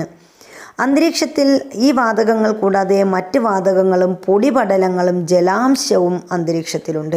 അപ്പോൾ ഈ പറഞ്ഞ കാർബൺ ഡൈ ഓക്സൈഡ്, നൈട്രജൻ, അതുപോലെ ഓക്സിജൻ എന്നിവ മാത്രമല്ല, പിന്നെന്താണ്, മറ്റ് വാതകങ്ങൾ, അതുപോലെ പൊടിപടലങ്ങൾ, പിന്നെ ജലാംശം, ഇതൊക്കെ എവിടെയുണ്ട്? അന്തരീക്ഷത്തിലുണ്ട്. അന്തരീക്ഷത്തിൽ അടങ്ങിയിട്ടുള്ള വിവിധ വാതകങ്ങൾ ഏതൊക്കെയാണെന്നും അവ എത്ര അളവിൽ കാണപ്പെടുന്നുവെന്നും നമുക്ക് നോക്കാം. അപ്പോൾ അന്തരീക്ഷ സംരചനയെക്കുറിച്ചാണ് അടുത്ത് നമ്മൾ പഠിക്കുന്നത്. ഭൗമോപരിതലത്തിൽ നിന്ന് 10,000-ഓളം കിലോമീറ്റർ ഉയരം വരെ അന്തരീക്ഷത്തിൻ്റെ സാന്നിധ്യമുണ്ട്. അപ്പോൾ നമ്മുടെ ഭൗമ ഉപരിതലത്തിൽ, ഭൂമിയുടെ ഉപരിതലത്തിൽ നിന്ന് എത്ര കിലോമീറ്റർ ദൂരം വരെ? 10,000-ഓളം കിലോമീറ്റർ ദൂരം വരെ അന്തരീക്ഷത്തിൻ്റെ സാന്നിധ്യമുണ്ടെന്നാണ് പറയുന്നത്. എന്നാൽ ആകെ അന്തരീക്ഷ വായുവിൻ്റെ 97% സ്ഥിതി ചെയ്യുന്നത് ഭൗമോപരിതലത്തിൽ നിന്ന് ഏകദേശം 29 കിലോമീറ്റർ ഉയരം വരെയാണ് എന്ന് കണക്കാക്കപ്പെടുന്നു. അപ്പം നമ്മൾ പറഞ്ഞത് എന്താണ്? ഭൗമോപരിതലത്തിൽ നിന്ന് 10,000-ഓളം കിലോമീറ്റർ ഉയരം വരെ അന്തരീക്ഷത്തിൻ്റെ സാന്നിധ്യമുണ്ടെന്നാണ് പറഞ്ഞത്. എന്നാൽ എന്താണ്? ആകെ അന്തരീക്ഷ വായുവിൻ്റെ 97% സ്ഥിതി ചെയ്യുന്നത് എവിടെയാണ്? ഭൗമോപരിതലത്തിൽ നിന്ന് ഏകദേശം 29 കിലോമീറ്റർ ഉയരം വരെയാണെന്നാണ് കണക്കാക്കപ്പെടുന്നത്. ഉയരം കൂടുന്തോറും വാതകങ്ങളുടെ അളവ് കുറഞ്ഞു വരുന്നു. അപ്പോൾ ഉയരം കൂടുന്തോറും എന്ത് ചെയ്യുന്നു? വാതകങ്ങളുടെ അളവ് കുറഞ്ഞു വരുന്നു. മനുഷ്യനും മറ്റ് ജീവജാലങ്ങൾക്കും ജീവവായുവായ ഓക്സിജൻ, സസ്യങ്ങളുടെ നിലനിൽപ്പിന് ആവശ്യമായ കാർബൺ ഡൈ ഓക്സൈഡ് എന്നിവ ലഭിക്കുന്നത് അന്തരീക്ഷത്തിൽ നിന്നാണ്. അപ്പോൾ അന്തരീക്ഷത്തിൽ നിന്നാണ് നമ്മുടെ മനുഷ്യർക്കും മറ്റ് ജീവജാലങ്ങൾക്കും ആവശ്യമായ ഓക്സിജൻ, അതുപോലെ സസ്യങ്ങളുടെ നിലനിൽപ്പിനായ കാർബൺ ഡൈ ഓക്സൈഡ് എന്നിവ കിട്ടുന്നത് എവിടെ നിന്നാണ്? അന്തരീക്ഷത്തിൽ നിന്നാണ്. ഈ 2 വാതകങ്ങളാണ് ഭൂമിയിൽ ജീവൻ നിലനിർത്തുന്നതിൽ മുഖ്യ പങ്ക് വഹിക്കുന്നത്. അപ്പോൾ ഇങ്ങനെ ഒരു ക്വസ്റ്റ്യൻ ചോദിക്കാം, ഭൂമിയിൽ ജീവൻ നിലനിർത്തുന്നതിൽ മുഖ്യ പങ്ക് വഹിക്കുന്ന വാതകങ്ങൾ ഏതൊക്കെയാണ്? ഓക്സിജനും കാർബൺ ഡൈ ഓക്സൈഡുമാണ്. ഇനി നമ്മൾ പറയുന്നത് നമ്മുടെ അന്തരീക്ഷത്തിലെ വാതകങ്ങളാണ്. അന്തരീക്ഷ വാതകങ്ങളാണ് ഇവിടെ പറഞ്ഞിരിക്കുന്നത്. ഏതൊക്കെയാണെന്ന് നോക്കാം. ഏതാണ് അന്തരീക്ഷത്തിലെ വാതകങ്ങൾ? നമ്മൾ പറയുന്നു നൈട്രജൻ. ഏറ്റവും കൂടുതലുള്ള വാതകം ഏതാണ്? നൈട്രജൻ. 78% ഏതാണ്? നൈട്രജനാണ്. 78% നൈട്രജൻ. 21% എന്തുണ്ട്? ഓക്സിജനുമുണ്ട്. ബാക്കി ഇവിടെ കാണുന്ന ഇത്ര വാതകങ്ങളാണ് നമ്മളിവിടെ പറയുന്നത് എല്ലാം. ഈ വാതകങ്ങളെല്ലാം കൂടി ചേർന്നത് ഇത്ര മാത്രമാണ് ഉള്ളത്. അപ്പോൾ നമ്മൾ പറയുന്നു ബാക്കിയുള്ളത്, അപ്പം നൈട്രജനും ഓക്സിജനും കഴിഞ്ഞാൽ അടുത്ത ഏതാണ് അന്തരീക്ഷ വായുവിൽ കൂടുതലുള്ളത്? Argon, carbon dioxide, neon, helium, krypton, xenon, hydrogen എന്നിവയാണ് അന്തരീക്ഷത്തിലെ പ്രധാനപ്പെട്ട വാതകങ്ങളെന്ന് പറയുന്നത്. അപ്പോൾ ഏതൊക്കെയാണ് നമ്മൾ പറഞ്ഞു? ഏറ്റവും കൂടുതലുള്ള വാതകം 78% നൈട്രജനാണ്. 2ാം സ്ഥാനം 21% ഓക്സിജനാണ്. 3ാമതായി ആർഗൺ, പിന്നീട് carbon dioxide, neon, helium, krypton, xenon, hydrogen എന്നിങ്ങനെയാണ് അന്തരീക്ഷത്തിലെ വാതകങ്ങളുടെ അളവ്. ചിത്രം നിരീക്ഷിച്ച് നൽകിയിട്ടുള്ള ചോദ്യങ്ങൾക്ക് ഉത്തരം കണ്ടെത്തൂ. അന്തരീക്ഷ വായുവിൽ ഏറ്റവും കൂടുതലുള്ള വാതകം ഏതാണ്? നമ്മൾ പറഞ്ഞു നൈട്രജനാണ്. ഏറ്റവും കൂടുതലുള്ളത് ഏതാണ്? നൈട്രജനാണ്. എത്ര ശതമാനമുണ്ട്? 78%. അടുത്ത് നൈട്രജനും ഓക്സിജനും കൂടി ആകെ അന്തരീക്ഷ സംരചനയുടെ എത്ര ശതമാനമാണ്? അപ്പം നമുക്കറിയാം 78% ഏതാണ്? നൈട്രജൻ. എത്രയാണ്? 21% ഓക്സിജൻ. ഇത് രണ്ടും കൂടി എത്ര ശതമാനമുണ്ട്? 99% എന്ത് മാത്രമാണ്? ഈ നൈട്രജനും ഓക്സിജനുമാണ്. ബാക്കി വരുന്ന 1% മറ്റ് വാതകങ്ങൾ. സൂര്യതാപമേറ്റ് ഭൗമോപരിതലത്തിൽ നിന്നും ജലം നീരാവിയായി അന്തരീക്ഷത്തിലെത്തുന്ന പ്രക്രിയയാണ് ബാഷ്പീകരണം. അപ്പോൾ എന്താണ് ബാഷ്പീകരണം എന്ന് പറഞ്ഞാൽ? ബാഷ്പീകരണം എന്ന് പറഞ്ഞാൽ സൂര്യതാപമേറ്റ് ഭൗമോപരിതലത്തിൽ നിന്നും ജലം എന്ത് ചെയ്യുന്നു? നീരാവിയായി അന്തരീക്ഷത്തിലെത്തുന്നു. ഈ പ്രക്രിയയ്ക്ക് പറയുന്ന പേരാണ് ബാഷ്പീകരണം. അപ്പോൾ സൂര്യതാപമേറ്റ് ഭൗമോപരിതലത്തിൽ നിന്നും ജലം എന്ത് ചെയ്യുന്നു? നീരാവിയായി അന്തരീക്ഷത്തിലെത്തുന്ന പ്രക്രിയയാണ് ബാഷ്പീകരണം. ഭൗമോപരിതലത്തിൽ നിന്ന് ഏകദേശം 90 കിലോമീറ്റർ വരെ മാത്രമേ ജലബാഷ്പത്തിൻ്റെ സാന്നിധ്യമുള്ളൂ. ഇപ്പോൾ ഭൗമോപരിതലത്തിൽ നിന്നും ഏകദേശം എത്ര കിലോമീറ്റർ വരെ മാത്രം? 90 കിലോമീറ്റർ വരെ മാത്രമേ എന്തിൻ്റെ സാന്നിധ്യമുള്ളൂ? ജലബാഷ്പത്തിൻ്റെ സാന്നിധ്യമുള്ളൂ. വാതകങ്ങൾ, ജലതന്മാത്രകൾ എന്നിവയ്ക്ക് പുറമെ പൊടിപടലങ്ങളും അന്തരീക്ഷത്തിൻ്റെ ഭാഗമാണ്. അപ്പോൾ വാതകങ്ങളും ജലതന്മാത്രകൾ മാത്രമല്ല, പിന്നെന്താണ്? ഇവയ്ക്ക് പുറമെ പൊടിപടലങ്ങളും അന്തരീക്ഷത്തിൻ്റെ ഭാഗമാണ്. അപ്പോൾ അന്തരീക്ഷത്തിൻ്റെ ഭാഗമായിട്ട് എന്തൊക്കെയുണ്ട്? വാതകങ്ങളുണ്ട്, ജലതന്മാത്രകളുണ്ട്, പൊടിപടലങ്ങളും ഒക്കെ ഉണ്ട്. പൊടിപടലങ്ങൾ സാധാരണയായി കണ്ടുവരുന്നത് ഭൗമോപരിതലത്തിനോട് ചേർന്നുള്ള അന്തരീക്ഷ ഭാഗങ്ങളിലാണ്. അപ്പോൾ സാധാരണയായി പൊടിപടലങ്ങളൊക്കെ കണ്ടുവരുന്നത് എവിടെയാണ്? നമുക്കറിയാം, വാഹനങ്ങളൊക്കെ പോകുമ്പോൾ പൊടിപടലങ്ങൾ കണ്ടുവരുന്നത് എന്താണ്? നമ്മുടെ ഭൗമോപരിതലത്തോട് ചേർന്ന ഭാഗത്താണ് എന്ത് കണ്ടുവരുന്നത്? പൊടിപടലങ്ങൾ ഉള്ളത്. അന്തരീക്ഷത്തിലെ നേർത്ത പൊടിപടലങ്ങളെ ചുറ്റി അന്തരീക്ഷ നീരാവി ഘനീഭവിച്ച് മേഘങ്ങൾ രൂപപ്പെടുന്നു. അപ്പോൾ എന്താണ് സംഭവിക്കുന്നത്? അന്തരീക്ഷത്തിലെ നേർത്ത പൊടിപടലങ്ങളെ ചുറ്റി അന്തരീക്ഷ നീരാവി ഘനീഭവിച്ചാണ് എന്തുണ്ടാകുന്നത്? മേഘങ്ങൾ രൂപപ്പെടുന്നത്. അതിനാൽ അന്തരീക്ഷത്തിലെ നേർത്ത പൊടിപടലങ്ങളെ ഘനീകരണ മർമ്മങ്ങൾ എന്നാണ് പറയുന്നത്. അപ്പോൾ ഘനീകരണ മർമ്മങ്ങൾ എന്നാൽ എന്ത് എന്ന് ചോദിച്ചാൽ എന്താണ്? അന്തരീക്ഷത്തിലെ നേർത്ത പൊടിപടലങ്ങളെയാണ് ഘനീകരണ മർമ്മങ്ങൾ എന്ന് പറയുന്നത്. അപ്പോൾ ഈ അന്തരീക്ഷത്തിലെ നേർത്ത പൊടിപടലങ്ങളെ ചുറ്റി അന്തരീക്ഷ നീരാവി ഘനീഭവിച്ച് മേഘങ്ങൾ രൂപപ്പെടുന്നു. അതിനാൽ എന്തെന്ന് പറയുന്നു? അന്തരീക്ഷത്തിലെ നേർത്ത പൊടിപടലങ്ങളെ ഘനീകരണ മർമ്മങ്ങൾ എന്ന് പറയുന്നു. ഏതൊക്കെ മാർഗങ്ങളിലൂടെയാണ് അന്തരീക്ഷത്തിൽ പൊടിപടലങ്ങൾ എത്തുന്നതെന്ന് നോക്കാം. അപ്പോൾ എങ്ങനെയൊക്കെയാണ് ഈ അന്തരീക്ഷത്തിൽ നമ്മൾ പറയുന്ന പൊടിപടലങ്ങൾ എത്തിച്ചേരുന്നത്? ഇപ്പോൾ കാറ്റിലൂടെ ഭൂമിയിൽ നിന്ന് ഉയർത്തപ്പെടുന്നവ. അപ്പോൾ കാറ്റടിക്കുമ്പോൾ കാറ്റിൽ നിന്നും എന്ത് ചെയ്യും? അന്തരീക്ഷത്തിലോട്ട് പൊടിപടലങ്ങളെത്തും. അഗ്നിപർവ്വതത്തിലൂടെ പുറത്തു വരുന്നവ. അഗ്നിപർവ്വതങ്ങൾ പൊട്ടുമ്പോൾ അവിടെ നിന്ന് എന്ത് ചെയ്യും? പൊടിപടലങ്ങൾ പുറത്തു വരും. ഉൽക്കകൾ കത്തുന്നതിലൂടെ ഉണ്ടാകുന്ന ചാരം. അപ്പോൾ ഉൽക്കകൾ കത്തുന്നതിലൂടെ ഉണ്ടാകുന്ന ചാരം എന്ത് ചെയ്യും? അന്തരീക്ഷത്തിലേക്ക് എത്തുന്ന പൊടിപടലമാണ്. ഇനി നമുക്ക് പറയാം എന്തൊക്കെയാണ് നമ്മുടെ വാഹനങ്ങളിൽ നിന്നുണ്ടാകുന്ന പൊടിപടലങ്ങൾ. ഇതൊക്കെ എങ്ങനെയാണ് നമ്മൾ അന്തരീക്ഷത്തിലെത്തുന്ന പൊടിപടലങ്ങളാണ്. ഇനി ഭൂമിയിലെ ജീവജാലങ്ങളുടെ നിലനിൽപ്പിന് അന്തരീക്ഷം എങ്ങനെയെല്ലാം പ്രയോജനപ്പെടുന്നുവെന്ന് നോക്കൂ. അപ്പോൾ ഭൂമിയിലെ ജീവജാലങ്ങളുടെ നിലനിൽപ്പിന് അന്തരീക്ഷം എങ്ങനെയൊക്കെയാണ് പ്രയോജനപ്പെടുന്നത്? കാലാവസ്ഥാ പ്രതിഭാസങ്ങൾക്ക് കാരണമാകുന്നു. അപ്പോൾ ഭൂമിയിലെ ജീവജാലങ്ങളുടെ നിലനിൽപ്പിന് അന്തരീക്ഷം, അപ്പോൾ നമുക്കറിയാം കാലാവസ്ഥാ പ്രതിഭാസങ്ങൾ, മഴയുണ്ടാകുന്നു, വേനലുണ്ടാകുന്നു, അതുപോലെ തണുത്ത കാലാവസ്ഥ ഉണ്ടാകുന്നു. ഇതൊക്കെ ഉണ്ടാകുന്നത് എന്തിലൂടെയാണ്? കാലാവസ്ഥാ പ്രതിഭാസങ്ങൾക്ക് കാരണമാകുന്നു. അതുപോലെ ഹാനികരങ്ങളായ സൂര്യരശ്മികളിൽ നിന്ന് സംരക്ഷിക്കുന്നു അന്തരീക്ഷം. അപ്പോൾ ഹാനികരങ്ങളായ സൂര്യരശ്മികളിൽ നിന്ന് അന്തരീക്ഷം നമ്മെ എന്ത് ചെയ്യുന്നു? സംരക്ഷിക്കുന്നു. അപ്പോൾ ഇതൊക്കെയാണ് എന്തെന്ന് പറയുന്നത് നമ്മുടെ അതുപോലെ തന്നെ ചുറ്റുപാടുകളിൽ നമ്മുടെ കാലാവസ്ഥയിലൂടെ നമുക്ക് എന്ത് ചെയ്യുന്നു? തണുപ്പ്, അതുപോലെ ചൂട്, നമുക്ക് ആവശ്യമുള്ള കാലാവസ്ഥ ബാലൻസ് ചെയ്ത് കൊണ്ടുപോകുന്നത് എന്താണ്? നമ്മുടെ അന്തരീക്ഷമാണ്. ഇനി നമ്മൾ പറയുന്നു, ഭൂമിയിൽ ജീവൻ നിലനിർത്തുന്നതിൽ താഴെ പറയുന്ന ഓരോ ഘടകവും എങ്ങനെയെല്ലാം സഹായകമാകുന്നു എന്ന് എഴുതി നോക്കാനായിട്ട് ഇവിടെ പറഞ്ഞിട്ടുണ്ട്. അപ്പോൾ അന്തരീക്ഷ വായു എങ്ങനെയൊക്കെ നമ്മളെ സഹായിക്കുന്നു? നമുക്ക് ശ്വസിക്കുന്നതിനാവശ്യമായ ഓക്സിജൻ ലഭിക്കുന്നത് എവിടെ നിന്നാണ്? അന്തരീക്ഷ വായുവിൽ നിന്നാണ്. അതുപോലെ അന്തരീക്ഷത്തെ ഈ വായു എന്ത് ചെയ്യുന്നു? ഒരു പുതപ്പ് പോലെ അന്തരീക്ഷത്തിൽ നിലനിൽക്കുന്നു. അതുപോലെ തന്നെ എന്താണ്? ഇനി അന്തരീക്ഷത്തിലെ ജലാംശം എന്ത് ചെയ്യുന്നു? അന്തരീക്ഷത്തിലെ ജലാംശം നമുക്ക് അധികം ചൂടില്ലാതെ ഒരു നല്ല വളരെ മിതമായ ഒരു കാലാവസ്ഥ നൽകുന്നത് അന്തരീക്ഷത്തിലെ ജലാംശമാണ്. ഇനി അന്തരീക്ഷത്തിലെ പൊടിപടലങ്ങൾ എന്ത് ചെയ്യുന്നു? മേഘരൂപീകരണത്തിന് സഹായകമാകുന്നു. അപ്പോൾ മേഘങ്ങളുടെ രൂപീകരണത്തിന് സഹായമാകുന്നത് എന്താണ്? അന്തരീക്ഷത്തിലെ പൊടിപടലങ്ങളാണ്. അപ്പോൾ ഇതൊക്കെയാണ് നമുക്ക് സഹായകമാകുന്നത്. അപ്പോൾ ഇവ ഓരോന്നും നമുക്ക് ഓരോ രീതിയിൽ എന്താണ് സഹായകമാണ്. ജീവജാലങ്ങളുടെ നിലനിൽപ്പിന് അന്തരീക്ഷത്തിലുള്ള പ്രാധാന്യം എത്ര വലുതാണെന്ന് മനസ്സിലായില്ലേ?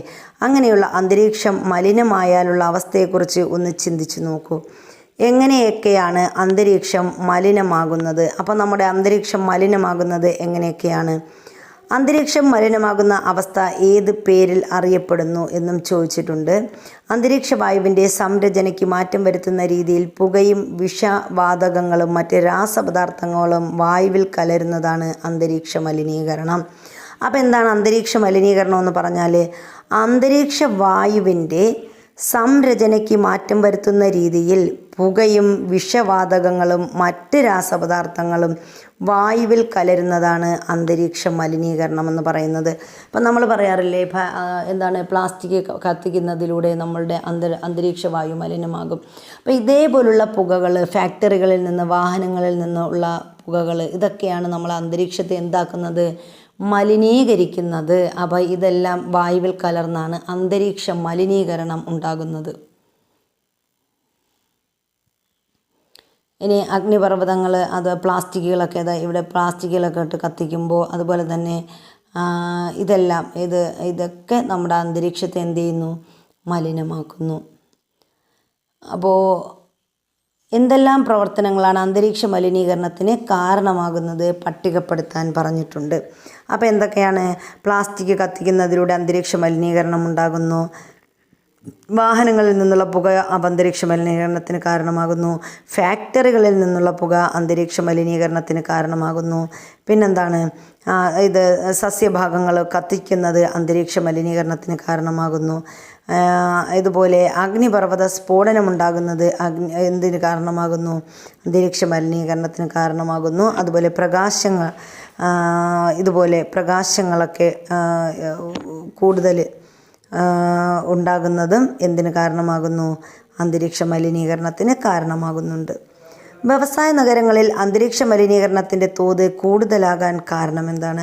അപ്പോൾ വ്യവസായ നഗരങ്ങളിൽ അന്തരീക്ഷ മലിനീകരണത്തിൻ്റെ തോത് കൂടുതലാകാൻ കാരണം എന്താണ്? വ്യവസായ നഗരങ്ങളിൽ പ്രധാനമായും ഫാക്ടറികളുണ്ട്. അപ്പോൾ ഫാക്ടറികളിൽ നിന്നുള്ള പുകകൾ, അതുപോലെ തന്നെ അവിടെ വാഹനങ്ങൾ ധാരാളമുണ്ട്. അപ്പോൾ വാഹനങ്ങളിൽ നിന്നുള്ള പുകയുണ്ടാകും. അപ്പോൾ അതൊക്കെ കൊണ്ടാണ് എന്ത് ചെയ്യുന്നത്? അന്തരീക്ഷം വളരെ വേഗത്തിൽ മലിനീകരണമാകുന്നത്. ഇനി നമ്മൾ പറയുന്നത് അമ്ലമഴയെക്കുറിച്ചാണ്. എന്താണ് അമ്ലമഴയെന്ന് നോക്കാം. കൽക്കരി, പെട്രോളിയം ഇന്ധനങ്ങൾ, ഡീസൽ തുടങ്ങിയവ കത്തിക്കുമ്പോൾ carbon dioxide, carbon monoxide, sulphur dioxide തുടങ്ങിയ നിരവധിയായ വാതകങ്ങൾ അന്തരീക്ഷത്തിൽ എത്തുന്നു. അപ്പോൾ എപ്പോഴാണ് കൽക്കരി, പെട്രോളിയം ഇന്ധനങ്ങൾ, ഡീസൽ, അപ്പോൾ കൽക്കരിയും പെട്രോളിയം ഇന്ധനങ്ങളും ഡീസലും നമ്മൾ കത്തിക്കുമ്പോൾ എന്ത് ചെയ്യും? Carbon dioxide, carbon monoxide, sulphur dioxide എന്നിവ എന്ത് ചെയ്യുന്നു? അന്തരീക്ഷത്തിലെത്തുന്നു. ഇവ മഴവെള്ളത്തോടൊപ്പം കലർന്ന് വെള്ളത്തിന് ആസിഡ് സ്വഭാവം കൈവന്ന് ഭൂമിയിലെത്തുന്നു. അപ്പോൾ ഈ carbon dioxide, carbon monoxide, sulphur dioxide എന്നിവ എന്ത് ചെയ്യുന്നു? നമ്മുടെ മഴവെള്ളത്തോടൊപ്പം കലർന്ന് വെള്ളത്തിന് ആസിഡ് സ്വഭാവം കൈവന്ന് അതെന്ത് ചെയ്യുന്നു? ഭൂമിയിലെത്തുന്നു. മഴവെള്ളത്തിൻ്റെ pH മൂല്യം 5-ൽ കുറവാണെങ്കിൽ അതിനെ അമ്ലമഴയായി കണക്കാക്കുകയും ശുദ്ധജലത്തിൻ്റെ pH മൂല്യം 7 ആണ്. അപ്പോൾ നമ്മളിവിടെ എന്താ പറഞ്ഞത്? മഴവെള്ളത്തിൻ്റെ pH മൂല്യം 5-ൽ കുറവാണെങ്കിൽ അതിനെ എങ്ങനെ കണക്കാക്കണം? അമ്ലമഴയായി കണക്കാക്കണം. അപ്പോൾ മഴവെള്ളത്തിൻ്റെ pH മൂല്യം 5-ൽ കുറവാണെങ്കിൽ അതിനെ അമ്ലമഴയായി കണക്കാക്കും. ഇനി ശുദ്ധജലത്തിൻ്റെ pH മൂല്യം എന്ന് പറയുന്നത് എത്രയാണെന്ന് നമ്മൾ പഠിച്ചിട്ടുണ്ട്. ശുദ്ധജലത്തിൻ്റെ pH മൂല്യം 7 ആണ്.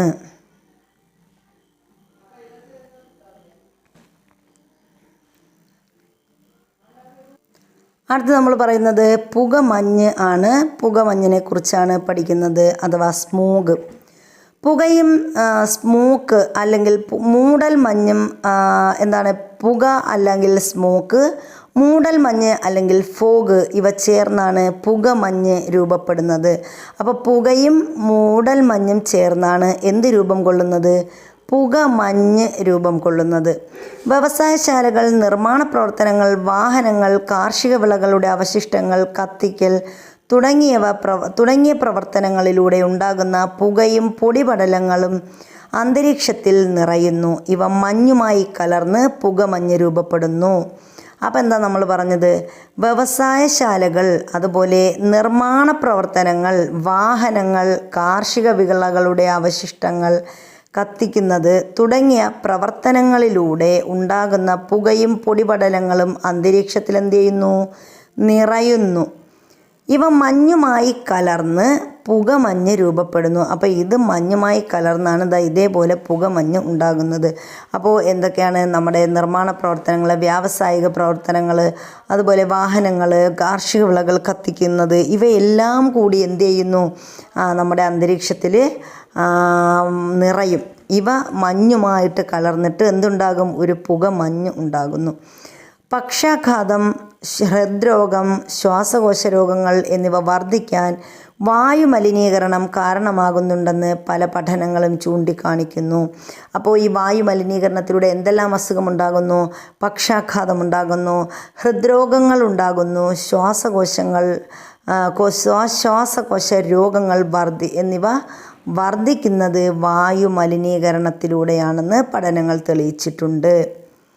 അന്തരീക്ഷ മലിനീകരണം ഏതൊക്കെ വിധത്തിലാണ് നടക്കുന്നതെന്നും അവ സൃഷ്ടിക്കുന്ന ദോഷങ്ങൾ എന്തൊക്കെയെന്നും മനസ്സിലായില്ലേ? അപ്പോൾ ഇവിടെ എന്താണ്? പലതുണ്ട് പരിഹാരങ്ങൾ. അപ്പോൾ ഇതിനു വേണ്ടി പല പരിഹാരങ്ങളുണ്ട് അന്തരീക്ഷ മലിനീകരണം തടയാൻ.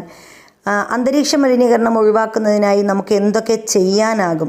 ചുവടെ നൽകിയിട്ടുള്ള ചിത്രങ്ങൾ നിരീക്ഷിച്ച് കണ്ടെത്തലുകൾ കുറിപ്പാക്കി ക്ലാസ്സിൽ അവതരിപ്പിക്കാൻ പറഞ്ഞിട്ടുണ്ട്. അപ്പോൾ എന്തൊക്കെയാണ്? നമ്മൾ സസ്യങ്ങൾ വച്ച് പിടിപ്പിക്കുക. സസ്യങ്ങൾ വച്ച് പിടിപ്പിക്കുന്നത് എന്തിന് പരിധിവരെ സഹായിക്കും? അന്തരീക്ഷ മലിനീകരണം തടയാൻ സഹായിക്കും. ഇനി എന്താണ്? ഇവിടെ ഇതുപോലെ സോളാർ വച്ചിട്ട്, അതായത് സൗരോർജം ഉപയോഗിക്കുന്നത് അന്തരീക്ഷ മലിനീകരണം ഒരു പരിധിവരെ തടയാൻ സഹായിക്കുന്നു. ഇനി എന്താണ്? വാഹനങ്ങൾക്ക് പകരം സൈക്കിൾ പോലുള്ള വസ്തുക്കൾ ഉപയോഗിച്ച് കഴിഞ്ഞാൽ അവിടെ ഡീസലോ പെട്രോളോ കൽക്കരിയോ ഒന്നും ഉണ്ടാകുന്നില്ല. അപ്പോൾ ഇത് അന്തരീക്ഷ മലിനീകരണം ഉണ്ടാകുന്നില്ല. ഇനി വാഹനങ്ങൾ എന്താണ്? പുകയില്ലാത്ത വാഹനങ്ങൾ, അതായത് ഇലക്ട്രിക് വാഹനങ്ങൾ ഉപയോഗിച്ചാൽ കുറയ്ക്കാൻ പറ്റും? നമുക്ക് അന്തരീക്ഷ മലിനീകരണം കുറയ്ക്കാൻ പറ്റും. അന്തരീക്ഷ സംരചനയെക്കുറിച്ചാണ് നമ്മൾ ഇതുവരെ ചർച്ച ചെയ്തത്. ഇനി അന്തരീക്ഷത്തിൻ്റെ ഘടന എങ്ങനെയെന്നാണ് അടുത്ത് നോക്കാൻ പോകുന്നത്. അപ്പോൾ അടുത്ത് നമ്മൾ അന്തരീക്ഷ ഘടനയെക്കുറിച്ചാണ് പറയുന്നത്. താപവ്യത്യാസത്തിൻ്റെ അടിസ്ഥാനത്തിൽ അന്തരീക്ഷത്തെ 5 വ്യത്യസ്ത പാളികളായി തരംതിരിച്ചിരിക്കുന്നു. അപ്പോൾ താപവ്യത്യാസത്തിൻ്റെ അടിസ്ഥാനത്തിലാണ് അന്തരീക്ഷത്തെ നമ്മൾ എത്രയായിട്ട് തരംതിരിച്ചിരിക്കുന്നു? 5 വ്യത്യസ്ത പാളികളായിട്ട് തരംതിരിച്ചിരിക്കുന്നു. ചുവടെ നൽകിയിട്ടുള്ള ചിത്രം നിരീക്ഷിച്ച് അന്തരീക്ഷ പാളികളെ പട്ടികപ്പെടുത്താനും പറഞ്ഞിട്ടുണ്ട്. അപ്പോൾ അന്തരീക്ഷ പാളികളെ 5ആയി തരംതിരിച്ചിരിക്കുന്നു. അതിലേതൊക്കെയാണെന്ന് നമുക്ക് നോക്കാം. ഏതൊക്കെയാണ്? ഇതാണ് നമ്മുടെ ഭൂമി. അപ്പോൾ ഈ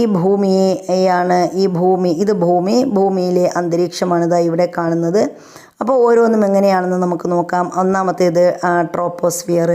അപ്പോൾ ഇതാണ് ട്രോപ്പോസ്ഫിയർ. അടുത്ത് സ്ട്രാറ്റോസ്ഫിയർ, മിസോസ്ഫിയർ, പിന്നെന്താണ്? Thermosphere, exosphere. ഇങ്ങനെ 5 പാളികളാണ് അന്തരീക്ഷത്തിലുള്ളത്. അപ്പോൾ അന്തരീക്ഷ ഘടനയെ നമ്മൾ എത്രയായിട്ട് ധരിച്ചിട്ടുണ്ടെന്ന് പറഞ്ഞു? 5ആയിട്ട് ധരിച്ചിട്ടുണ്ട്. അതിലേറ്റവും താഴെയുള്ളത് ട്രോപ്പോസ്ഫിയർ, ഏറ്റവും മുകളിലുള്ളത് എക്സോസ്ഫിയർ. ഇനി ഈ അന്തരീക്ഷ പാളികൾ ഓരോന്നും നമ്മൾ പഠിക്കുകയാണ്. ആദ്യം അന്തരീക്ഷ പാളികൾ ഏതൊക്കെയാണെന്ന് കണ്ടെത്തി നമ്മൾ പട്ടികപ്പെടുത്തി. അപ്പോൾ ട്രോപ്പോസ്ഫിയർ, സ്ട്രാറ്റോസ്ഫിയർ, മിസോസ്ഫിയർ, തെർമോസ്ഫിയർ, അതുപോലെ എക്സോസ്ഫിയർ എന്നിവയാണ് അന്തരീക്ഷ പാളികൾ. ഇനി ട്രോപ്പോസ്ഫിയറിനെ കുറിച്ചാണ് പഠിക്കുന്നത്. അന്തരീക്ഷത്തിൻ്റെ ഏറ്റവും താഴെയുള്ള പാളിയാണ് ട്രോപ്പോസ്ഫിയർ. അപ്പോൾ ട്രോപ്പോസ്ഫിയറിൻ്റെ പ്രത്യേകത എന്താണ്? അന്തരീക്ഷത്തിൻ്റെ ഏറ്റവും താഴെയുള്ള പാളിയാണ് ട്രോപ്പോസ്ഫിയർ. ഇതിന് ഭൗമോപരിതലത്തിൽ നിന്ന് ശരാശരി 13 കിലോമീറ്റർ വരെ ഉയരം വരും. അപ്പോൾ ഇതിന് ഭൗമോപരിതലത്തിൽ നിന്ന് നോക്കുകയാണെങ്കിൽ ശരാശരി എത്ര കിലോമീറ്റർ വരെ ഉയരം വരും? 13 കിലോമീറ്റർ വരെ ഉയരം വരും. ധ്രുവപ്രദേശത്ത് ഏകദേശം 8 കിലോമീറ്റർ, ഭൂമധ്യരേഖാ പ്രദേശത്ത് 18 കിലോമീറ്ററും ഉയരമാണുള്ളത്. അപ്പോൾ ധ്രുവപ്രദേശത്ത് നോക്കുകയാണെങ്കിൽ ഇതിന് എത്ര കിലോമീറ്റർ ഉയരമുണ്ട്? 8 കിലോമീറ്റർ ഉയരമുണ്ട്.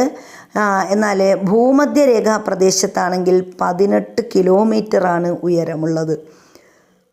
അപ്പോൾ നമുക്ക് പറയാം ട്രോപ്പോസ്ഫിയറിന് ഏറ്റവും കൂടുതൽ ഉയരമുള്ളത് എവിടെയാണ്? അത് ഭൂമധ്യരേഖാ പ്രദേശത്താണ്. ഇനി ട്രോപ്പോസ്ഫിയറിന് ഏറ്റവും കുറച്ച് ഉയരമുള്ളത് എവിടെയാണ്? അത് ധ്രുവപ്രദേശത്താണ്. അപ്പോൾ ഭൂമധ്യരേഖാ പ്രദേശത്ത് ചൂട് കൂടുതലായതിനാലാണ് എന്ത് ചെയ്യുന്നത്, നമ്മുടെ ട്രോപ്പോസ്ഫിയറിന് എന്ത് കൂടുതലുള്ളത്, 18 കിലോമീറ്റർ ഭൂമധ്യരേഖാ പ്രദേശത്ത് ഉയരം കൂടുതലുള്ളത്. പൊടിപടലങ്ങളും ജലബാഷ്പവും ഏറ്റവും കൂടുതൽ ഈ പാളിയിലാണുള്ളത്. അപ്പോൾ പൊടിപടലം അതുപോലെ ജലബാഷ്പം എന്നിവ ഏറ്റവും കൂടുതലുള്ള പാളി ഏതാണെന്ന് ചോദിച്ചാൽ അത് ഏതാണ്? അത് ട്രോപ്പോസ്ഫിയറാണ്. കൂടാതെ മേഘരൂപീകരണം, മഴ, മഞ്ഞ്, കാറ്റ് തുടങ്ങിയ അന്തരീക്ഷ പ്രതിഭാസങ്ങൾ സംഭവിക്കുന്നത് ഏത് പാളിയിലാണ്? ട്രോപ്പോസ്ഫിയറിലാണ്. അപ്പോൾ എന്തൊക്കെയാണ് അവിടെ ഉണ്ടാകുന്നത്? മേഘരൂപീകരണം, മഴ, മഞ്ഞ്, കാറ്റ് തുടങ്ങിയ അന്തരീക്ഷ പ്രതിഭാസങ്ങൾ സംഭവിക്കുന്ന പാളി ഏതാണ്? അത് ട്രോപ്പോസ്ഫിയറാണ്. ട്രോപ്പോസ്ഫിയറിൻ്റെ ഒരു പ്രധാന സവിശേഷത ഭൗമോപരിതലത്തിൽ നിന്ന് ഓരോ 165 മീറ്റർ ഉയരത്തിലും 1 ഡിഗ്രി സെൽഷ്യസ് എന്ന തോതിൽ അന്തരീക്ഷ താപനില കുറയുന്നു. അപ്പോൾ എങ്ങനെയാണ്? ട്രോപ്പോസ്ഫിയറിൽ ഓരോ 165 മീറ്റർ ഉയരത്തിൽ പോകുമ്പോൾ ഉയരത്തിലും എത്ര ഡിഗ്രി സെൽഷ്യസ് എന്ന നിലയിൽ? 1 ഡിഗ്രി സെൽഷ്യസ് എന്ന നിലയിൽ അന്തരീക്ഷ താപനില എന്ത് ചെയ്യുന്നു? കുറയുന്നു എന്നതാണ് ട്രോപ്പോസ്ഫിയറിൻ്റെ പ്രാധാന്യം. അതുകൊണ്ട് ഇതിനെ ക്രമമായ താപനഷ്ട നിരക്ക് എന്ന് വിളിക്കുന്നു. അപ്പോൾ ട്രോപ്പോസ്ഫിയറിന് പറയുന്ന പേരെന്താണ്? ക്രമമായ താപനഷ്ട നിരക്ക് സംഭവിക്കുന്ന പാളിയാണ് ഏത് പാളി? ട്രോപ്പോസ്ഫിയർ.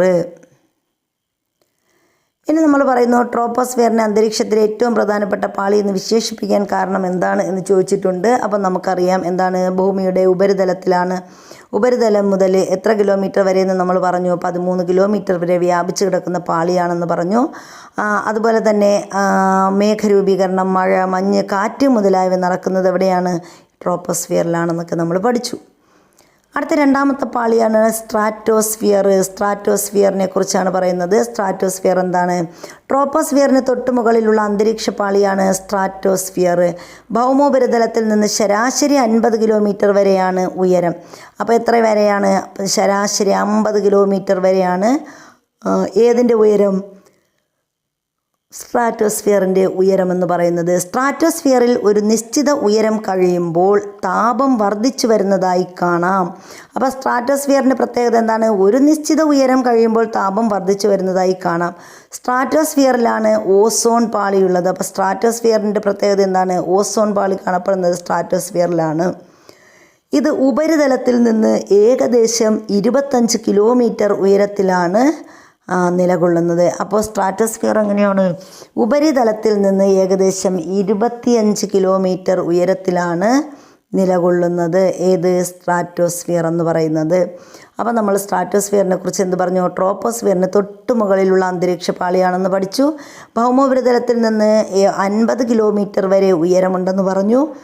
സ്ട്രാറ്റോസ്ഫിയറിൽ ഒരു നിശ്ചിത ഉയരം കഴിയുമ്പോൾ എന്ത് ചെയ്യുന്നു? താപം വർദ്ധിച്ചു വരുന്നതായി കാണാം.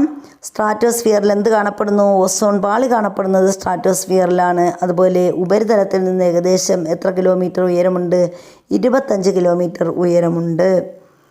ഇനി ഓസോണിനെ കുറിച്ചാണ് നമ്മൾ പറയുന്നത്. ഓസോൺ ഭൂമിയുടെ രക്ഷാ കവചം. സൂര്യനിൽ നിന്നുള്ള അപകടകാരികളായ അൾട്രാവയലറ്റ് രശ്മികളെ തടഞ്ഞു നിർത്തി ഭൂമിയെ സംരക്ഷിക്കുന്നത് അന്തരീക്ഷത്തിലെ ഓസോൺ വാതകങ്ങളുടെ സാന്നിധ്യമാണ്. അപ്പോൾ എന്ത് ചെയ്യുന്നു? ഭൂമിയെ സംരക്ഷിക്കുന്നത് അന്തരീക്ഷത്തിലെ ഓസോൺ വാതകങ്ങളുടെ സാന്നിധ്യമാണ്. ഇപ്പോൾ സൂര്യനിൽ നിന്നുള്ള അപകടകാരികളായ അൾട്രാവയലറ്റ് രശ്മികളെ തടഞ്ഞു നിർത്തി ഭൂമിയെ സംരക്ഷിക്കുന്നത് അന്തരീക്ഷത്തിലെ ഓസോൺ വാതകങ്ങളുടെ സാന്നിധ്യമാണ്.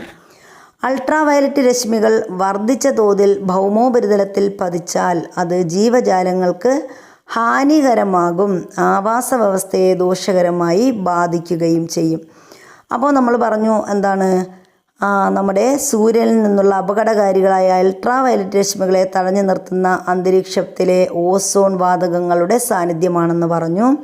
അൾട്രാവയലറ്റ് രശ്മികൾ വർദ്ധിച്ച തോതിൽ ഭൗമോപരിതലത്തിൽ പതിച്ചാൽ അതെന്ത് ചെയ്യും? ജീവജാലങ്ങൾക്ക് ഹാനികരമാവുകയും അത് ആവാസ വ്യവസ്ഥയെ ദോഷകരമായി ബാധിക്കുകയും ചെയ്യും. ഇനി അൾട്രാവയലറ്റ് കിരണങ്ങൾ ഭൂമിയിൽ എന്തെല്ലാം ദോഷങ്ങളാണ് ഉണ്ടാക്കുക എന്നിവിടെ പറഞ്ഞിട്ടുണ്ട്. അൾട്രാവയലറ്റ് കിരണങ്ങൾ സൃഷ്ടിക്കുന്ന ദോഷങ്ങൾ: ആഹാര ശൃംഖലയുടെ തകർച്ച. നമ്മുടെ ആഹാര ശൃംഖല എന്ത് ചെയ്യും? തകർത്തും. അതുപോലെ കൃഷിനാശം സംഭവിക്കും, കൃഷിനാശം. സസ്യവളർച്ച മുരടിക്കൽ, അകാല വാർദ്ധക്യം, അപ്പോൾ അകാല വാർദ്ധക്യം ഉണ്ടാകും. അന്ധത, തിമിരം എന്നിവയുണ്ടാകും. ത്വക്കിലുണ്ടാകുന്ന ക്യാൻസർ, ഇവയൊക്കെ എന്തിന് കാരണമാണ്? അൾട്രാ വയലറ്റ് കിരണങ്ങൾ സൃഷ്ടിക്കുന്ന ദോഷങ്ങളാണ്. അപ്പോൾ ഒന്നുകൂടി പറയാം, എന്തൊക്കെയാണ് അൾട്രാ വയലറ്റ് രശ്മികൾ ഉണ്ടാക്കുന്ന നാശങ്ങൾ?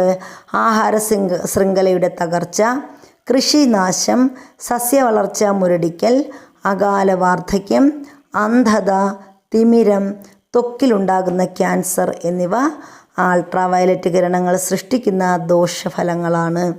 അടുത്ത് നമ്മൾ പറയുന്നത് ഓസോൺ ദിനത്തെക്കുറിച്ചാണ്. എല്ലാ വർഷവും സെപ്റ്റംബർ 16 ലോക ഓസോൺ ദിനമായി ആചരിച്ചു വരുന്നു. ഓസോൺ സംരക്ഷണത്തിൻ്റെ ആവശ്യകത സംബന്ധിച്ച് ജനങ്ങളിൽ അവബോധമുണ്ടാക്കുക, ഓസോൺ ശോഷണത്തിന് കാരണമായേക്കാവുന്ന ഉൽപ്പന്നങ്ങളുടെ ഉപയോഗം നിയന്ത്രിക്കുക എന്നിവയാണ് ഈ ദിനാചരണത്തിൻ്റെ ലക്ഷ്യങ്ങൾ. അപ്പോൾ എന്തിനു വേണ്ടി? എല്ലാ വർഷവും സെപ്റ്റംബർ 16 ലോക ഓസോൺ ദിനമായിട്ടാണ് നമ്മൾ ആചരിക്കുന്നത്. ഓസോൺ സംരക്ഷണത്തിൻ്റെ ആവശ്യകത സംബന്ധിച്ച് ജനങ്ങളിൽ അവബോധമുണ്ടാക്കുക, അതുപോലെ ഓസോൺ ശോഷണത്തിന് കാരണമായേക്കാവുന്ന ഉൽപ്പന്നങ്ങളുടെ ഉപയോഗം കുറയ്ക്കുക എന്നിവയാണ് ഈ ദിനാചരണത്തിൻ്റെ പ്രത്യേകത എന്ന് പറയുന്നത്. ഇനി നമ്മൾ മിസോസ്ഫിയറിനെ കുറിച്ചാണ് പറയുന്നത്. സ്ട്രാറ്റോസ്ഫിയറിന് മുകളിൽ ഏകദേശം 50 കിലോമീറ്റർ മുതൽ 80 കിലോമീറ്റർ വരെ വ്യാപിച്ചിരിക്കുന്ന അന്തരീക്ഷ പാളിയാണ് മിസോസ്ഫിയർ എന്ന് പറയുന്നത്. അപ്പോൾ ഏതാണ്? സ്ട്രാറ്റോസ്ഫിയറിന് മുകളിലായിട്ടാണ് 50 മുതൽ 80 കിലോമീറ്റർ വരെ വ്യാപിച്ച് കിടക്കുന്ന പാളിയാണ് മിസോസ്ഫിയർ. ഈ പാളിയിലും ഉയരം കൂടുന്തോറും താപം കുറയുന്ന പ്രതിഭാസമുണ്ട്. അപ്പം മിസോസ്ഫിയറിൽ എന്ത് പ്രത്യേകതയാണ്? ഇവിടെ ഉയരം കൂടുന്തോറും താപം കുറയുന്ന പ്രതിഭാസമുണ്ട്. ഭൗമോപരിതലത്തിൽ നിന്ന് ഏകദേശം 80 കിലോമീറ്റർ ഉയരത്തിലെത്തുമ്പോഴേക്കും താപനില -100 ഡിഗ്രി സെൽഷ്യസ് വരെ താഴുന്നു. അപ്പോൾ നമ്മുടെ ഭൗമോപരിതലത്തിൽ നിന്നും ഏകദേശം 80 കിലോമീറ്റർ ഉയരത്തിലെത്തുമ്പോൾ മിസോസ്ഫിയറിൽ എന്ത് സംഭവിക്കുന്നു? താപനില -100 ഡിഗ്രി സെൽഷ്യസിൽ എത്തുന്നു. അന്തരീക്ഷത്തിലെ ഏറ്റവും കുറഞ്ഞ താപനിലയാണ് ഇവിടെ അനുഭവപ്പെടുന്നത്. അപ്പോൾ അന്തരീക്ഷത്തിൽ ഏറ്റവും കുറവ് താപനില അനുഭവപ്പെടുന്ന പാളി ഏതാണ്? അതാണ് ഏത് പാളി? മിസോസ്ഫിയർ എന്ന് പറയുന്നത്. അപ്പോൾ അന്തരീക്ഷത്തിൽ ഏറ്റവും കുറഞ്ഞ താപനില അനുഭവപ്പെടുന്നത് മിസോസ്ഫിയറിലാണ്. ഭൗമ അന്തരീക്ഷത്തിലേക്ക് കടന്നെത്തുന്ന ഉൽക്കകൾ മിക്കതും കത്തിച്ചാരമാകുന്നത് ഈ പാളിയിൽ വെച്ചാണ്. അപ്പോൾ ഇങ്ങനെയൊരു ചോദ്യം വരാം, ഉൽക്കകൾ കത്തിച്ചാരമാകുന്ന അന്തരീക്ഷ പാളി ഏത് പാളിയാണ്? മിസോസ്ഫിയറിൽ വെച്ചിട്ടാണ് ഉൽക്കകൾ കത്തിച്ചാമ്പലാകുന്നത്. അതുപോലെ തന്നെ -100 ഡിഗ്രി സെൽഷ്യസിൽ താപനില എത്തുന്നത് ഏത് അന്തരീക്ഷ പാളിയിലാണെന്ന് ചോദിച്ചാലും ഏതാണ്? അതും മിസോസ്ഫിയറിലാണ്. മിസോസ്ഫിയറിൽ ഉയരം കൂടുന്നതിനനുസരിച്ച് എന്ത് ചെയ്യുന്നു? താപനില കുറയുന്നു.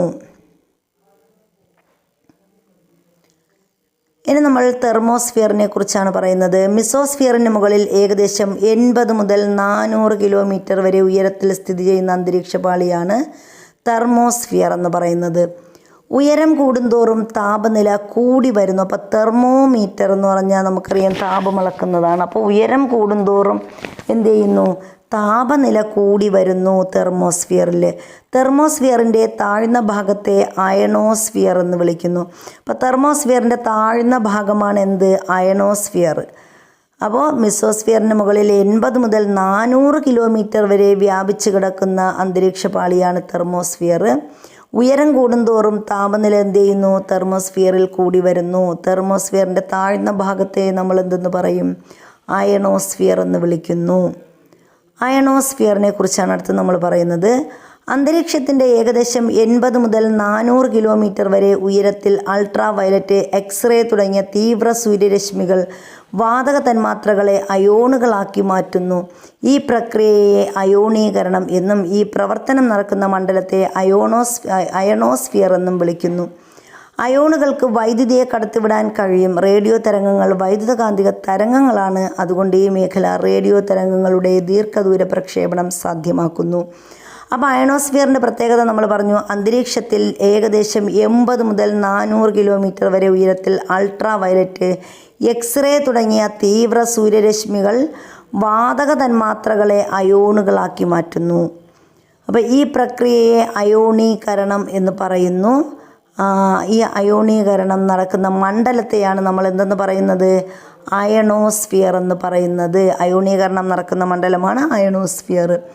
അയോണുകൾക്ക് വൈദ്യുതിയെ കടത്തിവിടാൻ കഴിയും. അപ്പോൾ അയോണുകൾക്ക് എന്ത് കഴിവുണ്ട്? വൈദ്യുതിയെ കടത്തിവിടാനുള്ള കഴിവുണ്ട്.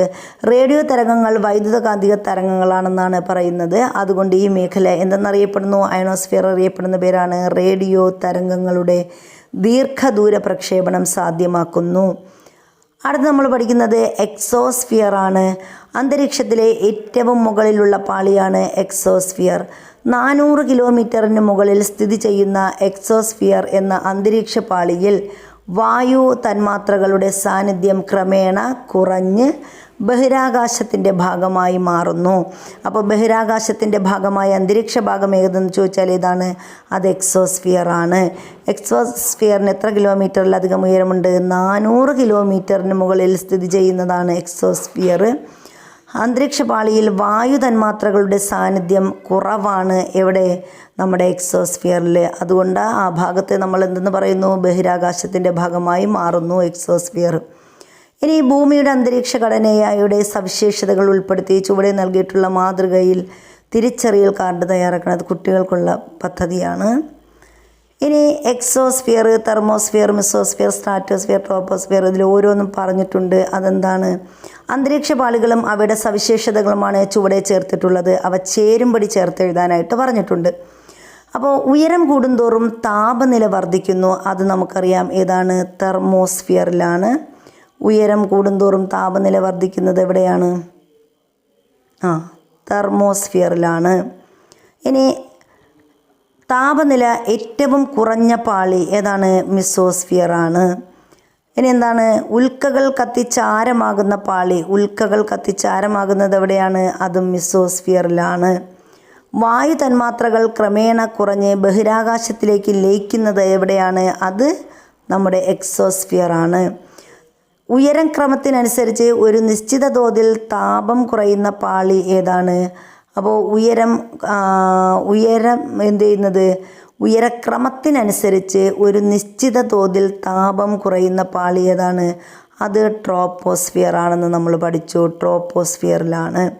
ഇനി സ്ട്രാറ്റോസ്ഫിയറിലെ ഓസോൺ വാതക സാന്നിധ്യമുള്ള മേഖല ഏതാണ്? അത് സ്ട്രാറ്റോസ്ഫിയർ ആണ്.